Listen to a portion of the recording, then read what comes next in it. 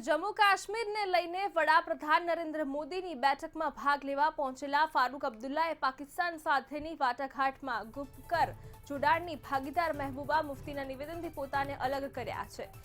દિલ્હી પહોંચતા ફારૂક અબ્દુલ્લાએ મહેબૂબા મુફ્તીના નિવેદન વિશે કહ્યું કે અમારે પાકિસ્તાન વિશે નહીં પરંતુ આપણા દેશ વિશે વાત કરવાની છે। અબ્દુલ્લાએ કહ્યું કે અમને ફક્ત આપણા દેશની જ ચિંતા છે અને અમે અહીં ફક્ત વડાપ્રધાન સાથે વાત કરવા આવ્યા છે। જો કે ફારૂક અબ્દુલ્લાએ વડાપ્રધાનની બેઠકમાં તેઓ કયા મુદ્દા પર વાત કરશે તે કહેવાની ના પાડી હતી।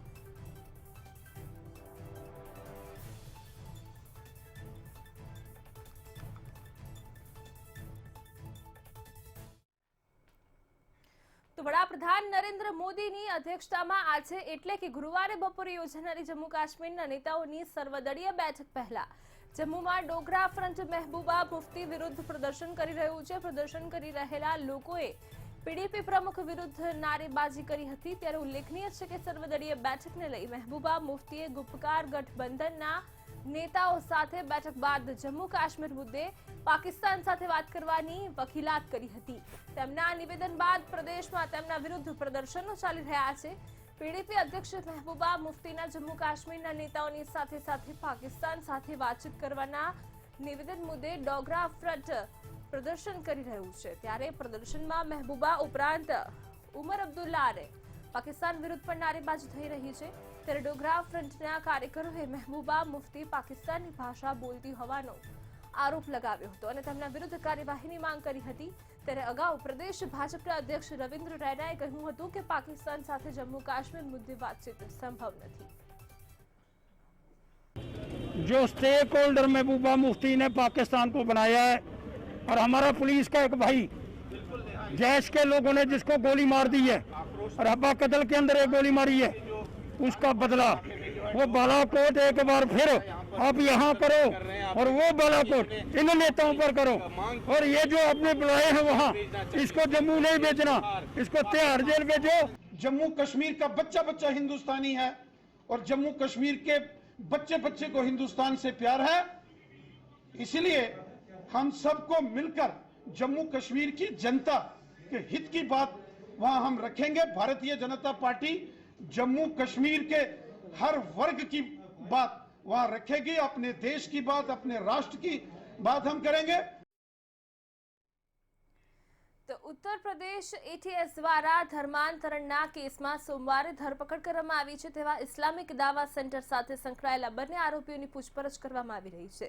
બીજી બાજુ છેલ્લા 1.5 વર્ષમાં આઈડીસીમાં થયેલા ધર્માંતરણની વિગતો પણ સામે આવી ગઈ છે। ઇસ્લામિક દાવા સેન્ટર સાથે સંબંધ ધરાવતા મોહમ્મદ ઉમર ગૌતમ અને મુફ્તી જહાંગીર કાસમીને 7 દિવસના રિમાન્ડ પર લેવામાં આવ્યા છે અને તેમણે છેલ્લા 1.5 વર્ષમાં જેમનું ધર્માંતરણ કરાવવામાં આવ્યું તેમનું 81 પાનાનું વિવરણ રજૂ કર્યું છે। મુફ્તી કાજી જહાંગીર આલમ કાસમીના હસ્તાક્ષરથી 7 જાન્યુઆરી 2020 થી 12 મે 2021 દરમિયાન 33 લોકોનું ધર્માંતરણ કરવામાં આવ્યું હતું, જેમાં 18 મહિલાઓ અને 15 પુરુષોનો સમાવેશ થાય છે। જો રાજ્યોની વાત કરીએ તો સૌથી વધારે 14 લોકોનું ધર્માંતરણ દિલ્હીથી, 9 લોકોનું ઉત્તર પ્રદેશથી, 3 લોકોનું બિહારથી અને 2 લોકોનું એમપીથી તથા ગુજરાત, મહારાષ્ટ્ર, આસામ, ઝારખંડ અને કેરળ ખાતેથી થયું હતું। તો ધર્માંતરણ કરનારાઓમાં સરકારી નોકરી કરનારાઓ, બીટેક સુધી ભણેલા શિક્ષક, એમબીએ પાસ કરીને નોકરી કરી રહેલા યુવાન, સિનિયર સોફ્ટવેર એન્જિનિયર, દિલ્હી હોસ્પિટલની સ્ટાફ નર્સ, ગુજરાતનો એમબીબીએસ ડોક્ટર, ઇલેક્ટ્રિક્સમાં ડિપ્લોમા હોલ્ડર, એમફાર્મ, એમએસસી અને પીએચડી કરી રહેલા યુવાનોનો સમાવેશ થાય છે। તે બધાએ ઇસ્લામિક દાવા સેન્ટરના નિર્ધારિત ધર્માંતરણ ફોર્મ સાથે એક એફિડેવિટ પણ લગાવી આપી છે, જેમાં તેઓ લેખિતમાં સ્વીકારે છે કે તેમણે કોઈ લાલચ વગર પોતાનો મૂળ ધર્મ છોડીને ઇસ્લામ સ્વીકાર્યો છે।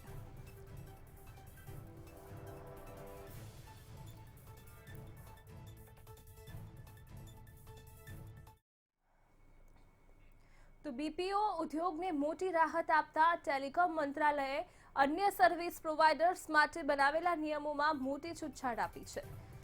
આ ઉપરાંત તેની માર્ગદર્શિકા પહેલા કરતાં વધુ સરળ અને વધુ અનુકૂળ બનાવવામાં આવી છે। આઈટી પ્રધાન રવિશંકર પ્રસાદે ઓએસપી માટે નવી માર્ગદર્શિકા જાહેર કરી। કેન્દ્રીય મંત્રી પ્રસાદે કહ્યું કે આજે જારી કરવામાં આવેલી માર્ગદર્શિકા દેશમાં ટેલિકોમ ક્ષેત્રના વિકાસમાં મોટી ક્રાંતિ સાબિત થશે.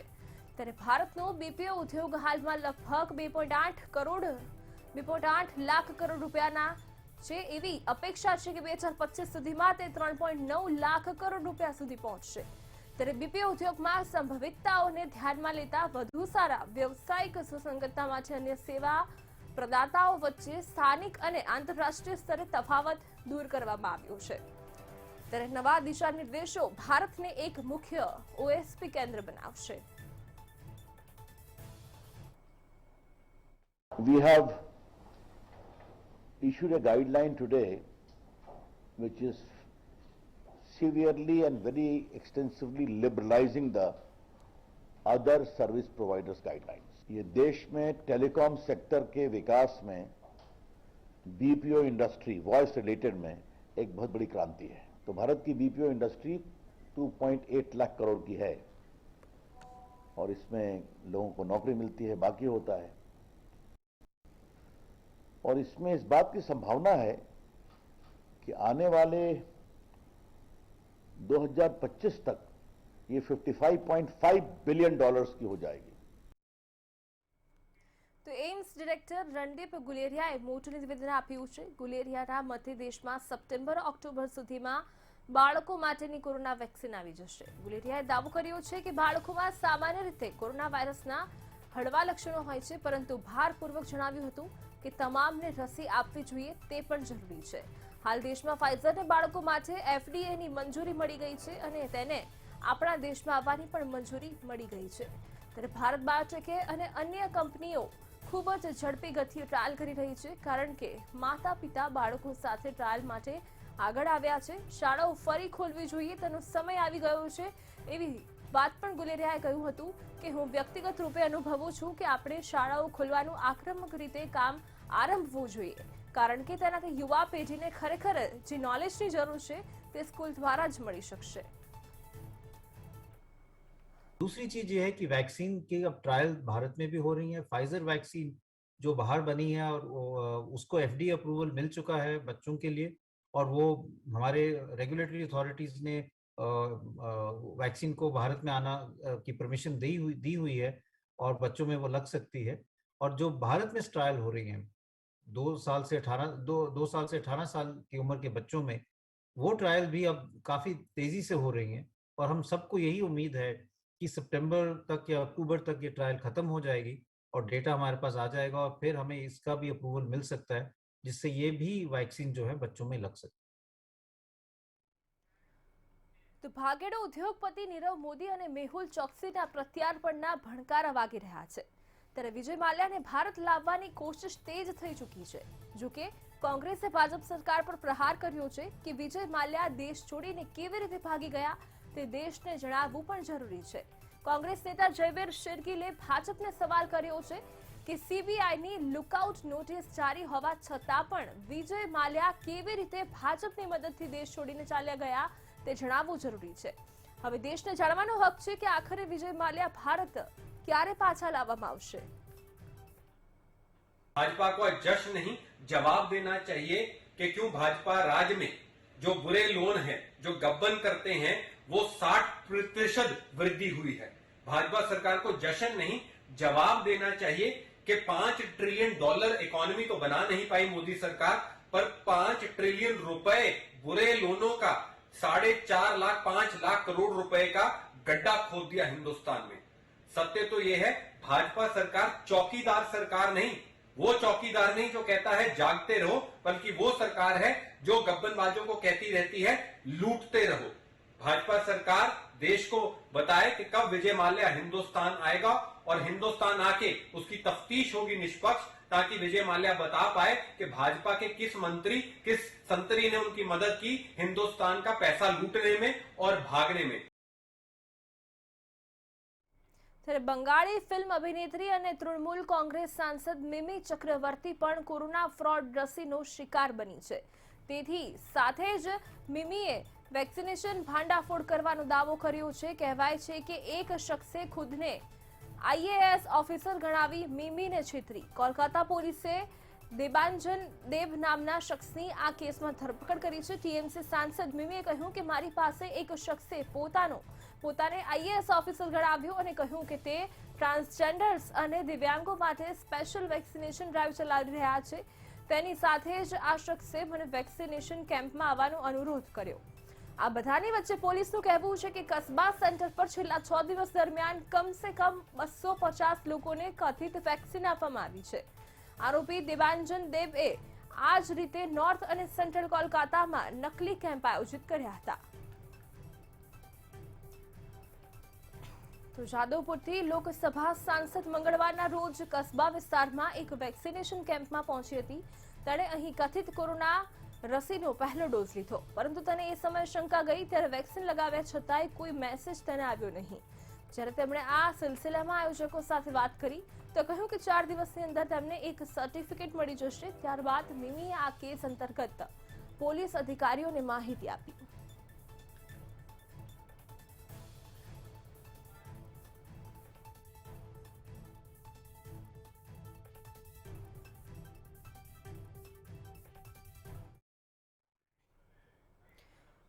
પ્રધાનમંત્રી નરેન્દ્ર મોદી ટાઇકાથોન 2021માં ભાગ લેનાર સ્પર્ધકો સાથે આજે સવારે વિડીયો કોન્ફરન્સિંગના માધ્યમથી સંવાદ કર્યો।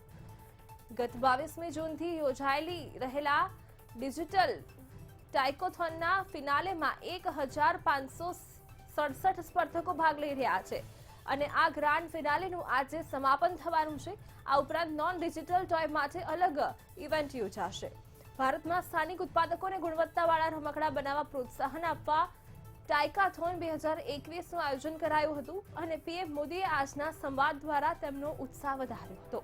આ સ્પર્ધામાં સમગ્ર દેશમાંથી 1,20,000થી વધુ સ્પર્ધકોએ ભાગ લીધો હતો। આ પૈકી 1567 એન્ટ્રીઓની ગ્રાન્ડ ફિનાલે માટે પસંદગી કરવામાં આવી હતી। તો કેન્દ્રના શિક્ષણ, મહિલા અને બાળ વિકાસ મંત્રાલય, ભારત ટેકનિકલ શિક્ષણ પરિષદ, માહિતી અને પ્રસારણ મંત્રાલયે ટાઇકાથોનનું આયોજન કર્યું છે। असल में ये टॉयज, ये गेम्स हमारी मानसिक शक्ति, हमारी क्रिएटिविटी और हमारी अर्थव्यवस्था पर ऐसे अनेक पहलुओं को प्रभावित करते हैं।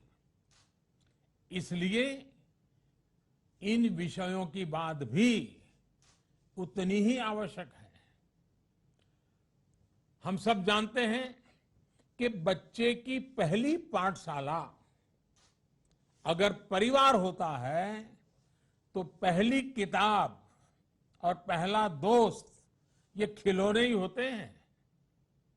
समाज के साथ बच्चे का पहला संवाद इन्हीं खिलौनों के माध्यम से होता है। हमने देखा होगा बच्चे घर में खिलौनों से बातें करते रहते हैं, उनको इंस्ट्रक्शन देते हैं, उससे कुछ काम करवाते हैं, क्योंकि उसी से उसके सामाजिक जीवन का एक प्रकार से शुरुआत होता है। તો પંજાબ કોંગ્રેસ મામલાના પ્રભારી કોંગ્રેસના મહાસચિવ હરીશ રાવતે કહ્યું કે પાર્ટી પેનલ કોંગ્રેસના ધારાસભ્ય નવજોતસિંહ સિદ્ધુએ બેઠક માટે બોલાવાશે। રાવતને પંજાબ સરકાર અંગે સિદ્ધુના નિવેદનો એકત્રિત કરવામાં કહેવામાં આવ્યું છે। રાવતે ઉમેર્યું હતું કે સિદ્ધુ એક મહત્વપૂર્ણ વ્યક્તિ છે, તેમની ફરિયાદો માન્ય છે અને તેમના માટે કોઈ રસ્તો શોધીશું।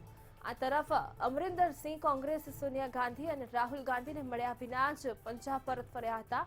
થોડા સમય પહેલા કોંગ્રેસના 25 જેટલા ધારાસભ્યો પણ નારાજગી વ્યક્ત કરવા માટે હાઈકમાન્ડ પહોંચ્યા હતા।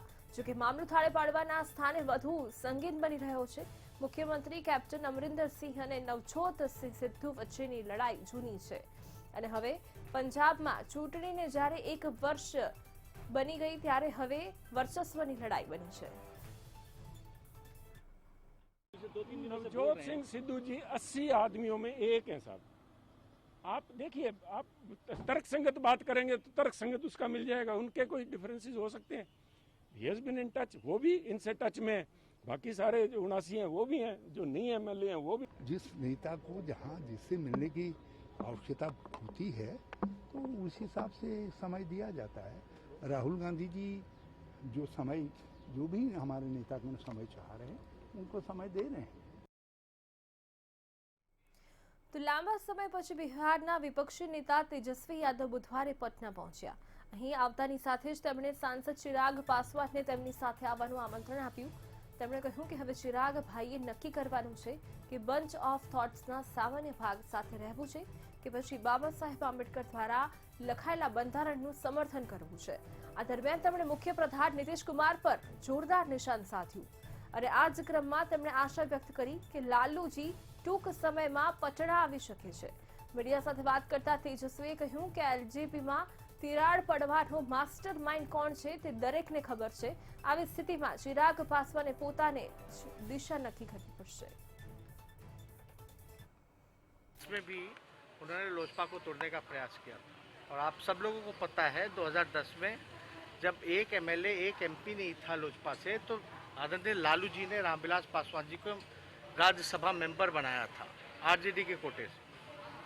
और अब चिराग को भाई को ये तय करना है कि बंच ऑफ थॉट के पुर्जे के साथ रहेंगे या संविधान निर्माता जो बाबा साहब अम्बेडकर ने जो लिखा है उसका साथ देंगे.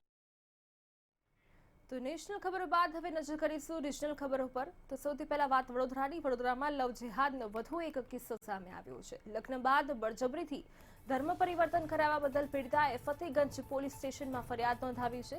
લગ્નના 1 વર્ષ બાદ યુવતી પર ધર્મ પરિવર્તન કરવા માટે દબાણ કરાતું હતું તથા પીડિતાને બીભત્સ વિડીયો બતાવી સૃષ્ટિ વિરુદ્ધનું કૃત્ય આચરાતું હતું. તો લગ્ન બાદ જન્મેલા બાળકનું નામ પણ બદલવામાં આવ્યું હતું. તો આ મામલે પીડિતાએ ફરિયાદ નોંધાવ્યા બાદ પોલીસે સંતોખનગરમાં રહેતા મોહિત પઠાણ સહિત 3 લોકોની અટકાયત કરી છે. લવ જેહાદનો વધુ એક કિસ્સો. લગ્ન બાદ પરિવર્તન માટે દબાણ કરવામાં આવ્યું. લગ્ન કર્યા બાદ મુસ્લિમ ધર્મ અંગીકાર કરવા માટેનું જે પ્રેશર હતું એ તેમજ પોતાના મોબાઈલ ફોનમાં વિવિધ પ્રકારની વિડીયો ક્લિપ બતાવી અને સૃષ્ટિ વિરુદ્ધનું કર્મ કરવા કરેલું એ બાબતની તેમજ તેમને લગ્ન બાદ જે મારઝૂડ થતી હતી તે બાબતની ફરિયાદ કરેલી છે. તો કોરોના મહામારીને લઈ ભગવાન જગન્નાથજીની 144મી રથયાત્રા યોજાશે કે કેમ એના પર હજી સરકારે કોઈ નિર્ણય નથી લીધો. જોકે રથયાત્રા પહેલા આજે જળયાત્રા મહોત્સવ યોજાયો હતો. જમાલપુર જગન્નાથ મંદિરમાં જળયાત્રા મહોત્સવની શરૂઆત થઈ હતી અને સાબરમતી નદીના સોમનાથ ભૂદરના આરે પહોંચી હતી જ્યાં જળયાત્રાની પૂજા શરૂ થઈ હતી. હવે 5 કળશમાં જળ ભરીને મંદિરમાં લાવવામાં આવ્યું અને તેનાથી ભગવાનનો જળાભિષેક થયો હતો. પવિત્ર જળથી જેમાં નર્મદા મૈયાનું પણ એના દ્વારા જળાભિષેક કરવામાં આવ્યો છે અને સાથે સાથે વિશેષ આનંદ એ છે કે ફક્ત ધાર્મિક રીતે આ મંદિર આ ટ્રસ્ટીગણ આ સેવકો કામ કરે છે એટલું નહીં પણ અમદાવાદની ગુજરાતની મોટામાં મોટી ગૌશાળા પણ ટ્રસ્ટ દ્વારા ચલાવવામાં આવે છે. રથયાત્રાના પૂર્વે પ્રતિવર્ષ જળયાત્રા મહોત્સવ ઉજવાતો હોય છે. આ 144મી ભગવાન જગન્નાથજીની જળયાત્રાનો મહોત્સવ છે.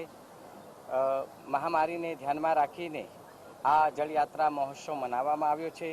આપ સૌ ભક્તોએ જે સાથ અને સહકાર આપ્યો છે, આપે પોતાના ઘરે બેસીને જે દર્શન કર્યા છે તે બદલ આપના પર ભગવાન જગન્નાથજીના ખૂબ આશીર્વાદ રહે એવી મંગલ કામના और પ્રાર્થના કરીએ છીએ. તરવલ્લીના યાત્રાધામ શામળાજી ખાતે જેઠ પૂર્ણિમા નિમિત્તે મોટી સંખ્યામાં ભક્તો ઉમટ્યા છે. મહત્વનું છે કે જેઠ સુદ પૂર્ણિમાએ ભગવાનનો વિશેષ શણગાર કરવામાં આવે છે. ભગવાનને વર્ષમાં એક જ વખત ઠંડા જળમાં કેસર નાખીને સ્નાન કરાવી આ શણગાર કરવામાં આવે છે. ત્યારે પૂર્ણિમાએ ભક્તો ભગવાન શામળિયાના વિશેષ શણગારના દર્શનનો લાભો લેવા વહેલી સવારથી ઉમટ્યા હતા. દર્શનાર્થીઓ ભગવાનની શણગાર આરતીમાં પણ ભાગ લીધો હતો. શામળિયામાં દર્શન કરવા આવ્યો છું. છેલ્લા 2 પૂનમથી મંદિરના દર્શન થતા ન હતા. આજે દર્શન થયા તેના માટે હું ધન્યતા અનુભવું છું. આજ રોજ મંદિર દ્વારા કોરોના કાળમાં ખરેખર સુંદર વ્યવસ્થા કરવામાં આવી છે. તો સમગ્ર રાજ્યમાં સરકાર દ્વારા રસીકરણ અભિયાન પૂરજોશમાં ચાલી રહ્યું છે. ત્યારે પોલીસે પણ હવે રસીકરણ ઝુંબેશમાં પોતાનું યોગદાન આપવા વિશેષ અભિયાન હાથ ધર્યું છે. જે અંતર્ગત વલસાડ જિલ્લાના વિવિધ વિસ્તારોમાં પોલીસે અભિયાન હાથ ધર્યું છે. જે લોકોએ રસી નથી લીધી અથવા તો જે વિસ્તારોમાં ઓછું રસીકરણ થઈ રહ્યું છે તેવા વિસ્તારોમાં પોલીસ ટીમ જઈને લોકોને રસી લેવા સમજાવી રહી છે.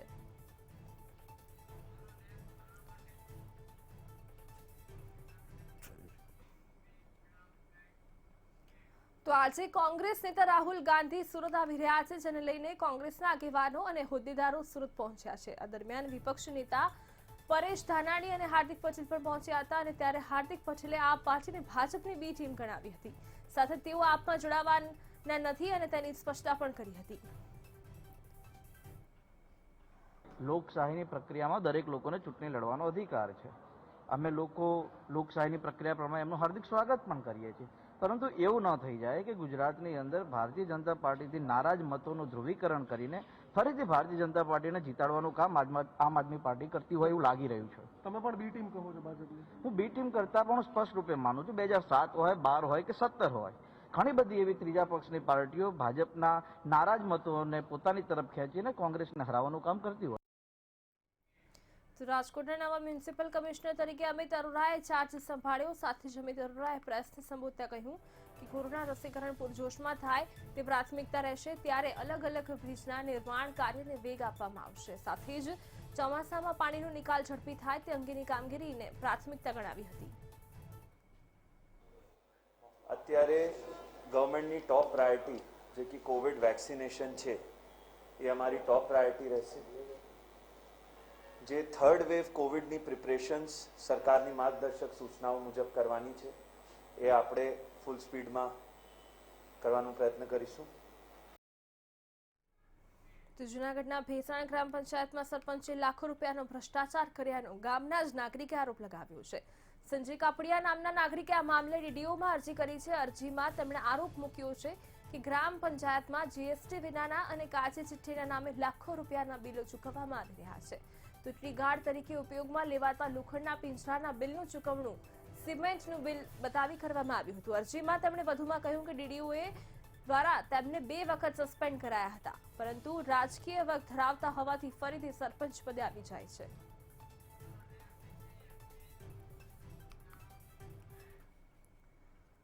પાટીદારો બાદ હવે કોળી સમાજ પણ સંગઠનને મજબૂત કરવા આવનારી વિધાનસભા ચૂંટણી પૂર્વે સરકાર પર દબાણ વધારવા મૂડમાં છે, જેને લઈને ભાવનગરમાં આજે કોળી સમાજની બેઠક મળવા જઈ રહી છે, જેમાં કોળી સમાજ અગ્રણી અને મંત્રી પરસોત્તમ સોલંકી બેઠકમાં હાજર રહેશે કે કેમ તેના પર સૌની નજર રહેશે.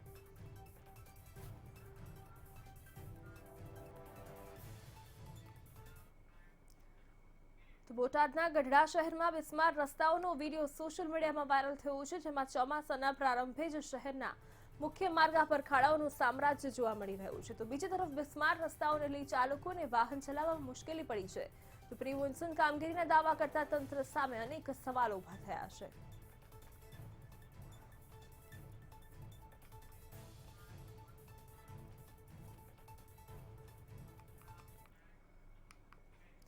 ભાવનગરના રાજપુરા ગામમાં બુટલેગર દ્વારા યુવાનને ધમકી આપવા મામલે બુટલેગરની ધરપકડ કરવામાં આવી છે. બુટલેગરનો માલ પકડાવવા મામલે યુવાનને ધમકી આપવામાં આવી હતી. તળાજાના પીથલપુરાના સુરેશ ભરવાડ અને સંતોષ ભરવાડ નામના શખ્સે યુવાનને ધમકી આપી હતી.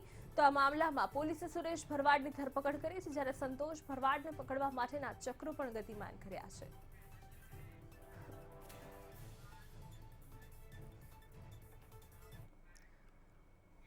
હવે વાત કરીશું ઇન્ટરનેશનલ ટોપ 10 ખબરો પર.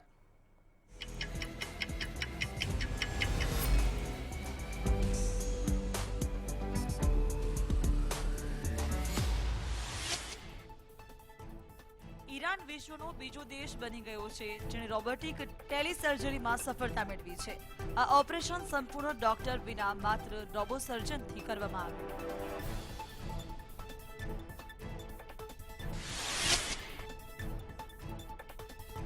સિક્યુરિટી સોફ્ટવેરના જનક મનાતા જ્હોન મેકઅફીનું એક સ્પેનિક જેલમાં મોત થયું છે. તેમનું અમેરિકા પ્રત્યાર્પણ થવાનું હતું, પણ તે પહેલા જ તેમનું મોત થઈ ગયું.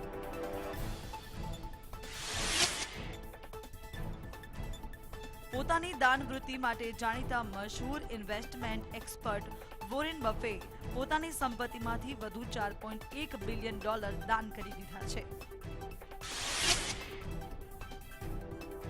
પોપ સ્ટાર બ્રિટની સ્પીયર્સ તેમના પિતા દ્વારા તેમની સંપત્તિ અને અંગત જીવન પર કથિત કંટ્રોલ અંગે આજે મોટો ખુલાસો કરવા જઈ રહ્યા છે. અમેરિકાએ રશિયા અને ચીનનો મુકાબલો કરવામાં જર્મની સૌથી શ્રેષ્ઠ મિત્ર ગણાવ્યું.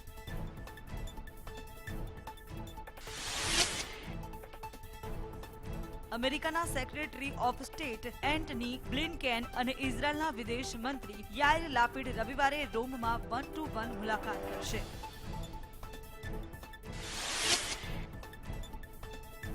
યુરોપ એજન્સીએ મોટી ચેતવણી આપતા કહ્યું છે કે ઓગસ્ટ સુધીમાં સમગ્ર યુરોપમાંથી 90% કેસ પાછળ ડેલ્ટા વેરિયન્ટ જ હશે.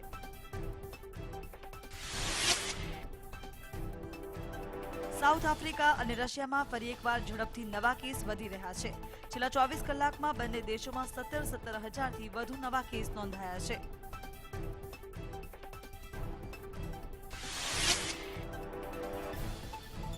બાંગ્લાદેશના મુસ્લિમ ધર્મગુરુ અને ચર્ચિત મૌલાનાએ ફેસબુકના હા ઇમોજી વિરુદ્ધ વિચિત્ર ફરમાન બહાર પાડ્યું છે. થોડા દિવસો પહેલા મૌલાના અહમદુલ્લાએ 3 મિનિટનો એક વિડીયો પોસ્ટ કર્યો હતો અને ફેસબુક પર લોકોની મજાક ઉડાવવા અંગે ચર્ચા કરી હતી. તેના થોડા સમય બાદ જ તેમણે એક ફતવો બહાર પાડ્યો હતો અને સાથે જ તે કઈ રીતે મુસ્લિમો માટે હરામ છે તેમ પણ કહ્યું હતું.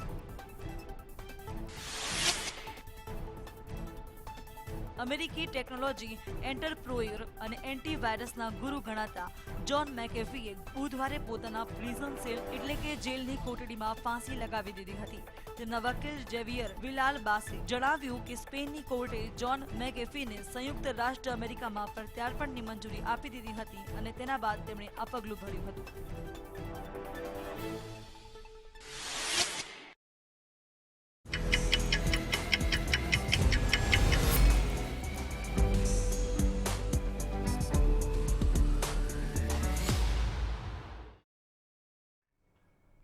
તો આ સાથે હાલ બુલેટિનમાં બસ આટલું જ. રાત્રે 10:30 કલાકે નવી સુપર 20 ખબરો સાથે ફરી મુલાકાત કરીશું. મને રજા આપશો. નમસ્કાર.